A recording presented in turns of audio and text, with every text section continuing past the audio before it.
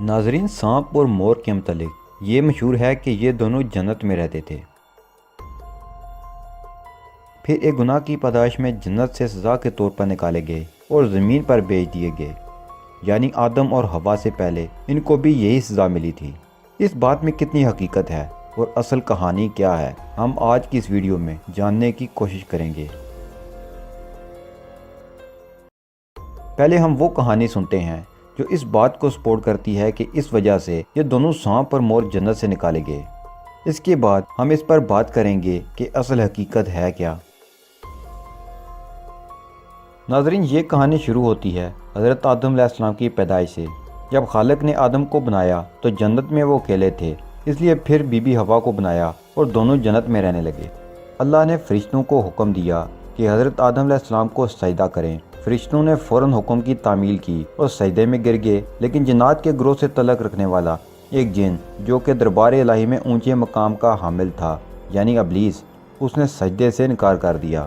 اس حکم عدولی کی وجہ سے وہ اللہ کے دربار سے نکال دیا گیا۔ ابلیس نے حضرت آدم علیہ السلام سے بدلہ لینے کی ٹھان لی۔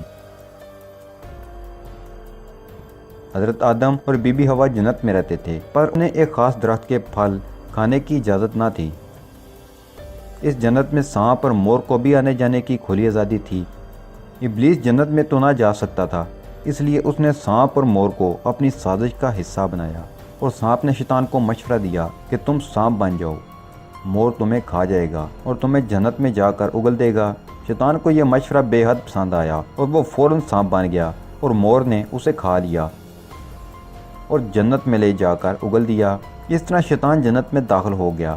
شیطان نے جنت میں داخل ہوتے ساتھ ہی حضرت آدم علیہ السلام اور بی بی حوا علیہ السلام سے ملاقات کی اور انہیں کسی طریقے سے ورگلا کر اس درخت کا پھل کھانے پر آمادہ کر لیا جسے کھانے کی اجازت نہ تھی۔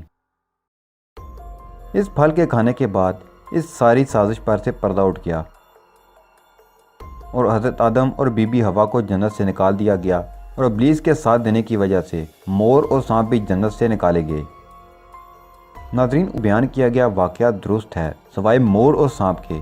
جی ہاں، ابلیس جنت میں داخل ضرور ہوا، پر مور اور سانپ کی مدد سے نہیں۔ کہانی کا یہ حصہ غیر مستند کتابوں سے لیا جاتا ہے جن کی کوئی تاریخی اہمیت نہیں، اس لیے اگر تو آپ سینہ بسینہ کہانیوں کو مان لیں اور غیر مستند کتابوں کو بھی مان لیں تو مور اور سانپ ابلیس کا ساتھ دینے کی وجہ سے جنت سے نکالے گئے۔ اگر آپ ان من گڑت کہانیوں پر یقین نہیں رکھتے تو مور اور سانپ کا یہ قصہ بس ایک دلچسپ کہانی سے زیادہ کچھ بھی نہیں۔